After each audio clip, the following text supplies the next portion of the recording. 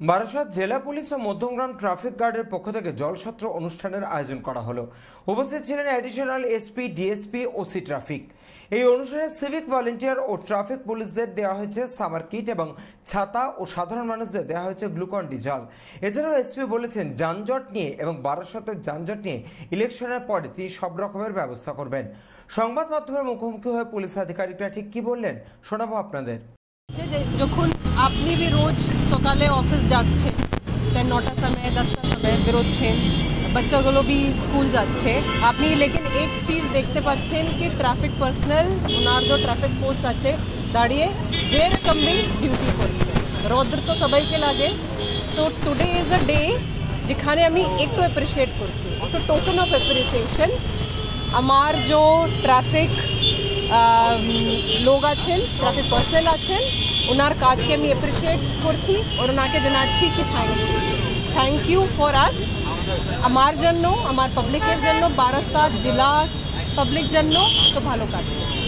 Summer kit দিলেন এবং কি কি দিলেন একটু আমার যে মধ্যমগ্রাম ট্রাফিক টিআই আছেন উনি বলে দেবেন, আর ডিএসপি ট্রাফিক আছেন আসুন গিরি দিয়েছেন উনি আয়োজন করেছেন। যানজট মুক্ত করার কোনো পরিকল্পনা আছে? যানজট বারাসাতপুর মধ্যমগ্রাম যানজট, এই যানজট মুক্ত করার পরিকল্পনা,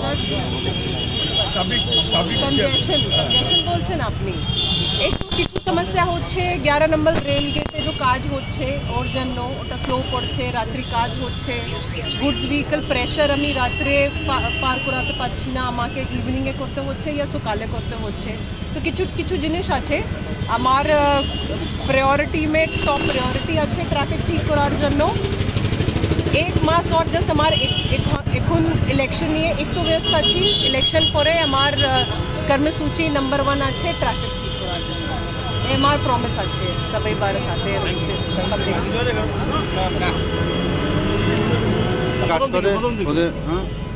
আমাদের যারা ট্রাফিক পার্সন আছে, যারা মধ্যমগ্রাম ট্রাফিক উদ্যোগে কাজটা হয়েছে, যারা ট্রাফিক ডিউটি করছে ওদের মধ্যে তাদের রোদ থেকে বাচ্চার জন্য ছাতা করে দিচ্ছে, আর জল ওয়ারের দিয়েছি, গ্লুকন ডি দিয়েছি, ব্যাগ দিয়েছি, জলের বোতল দিয়েছি, আবার হাতে গ্লাভস দিয়েছি, দিয়ে উৎসাহিত করেছি।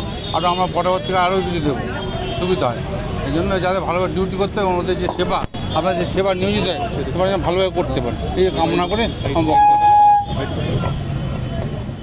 বারাসাত থেকে প্রদীপ দাসের রিপোর্ট, চ্যানেল 24/7।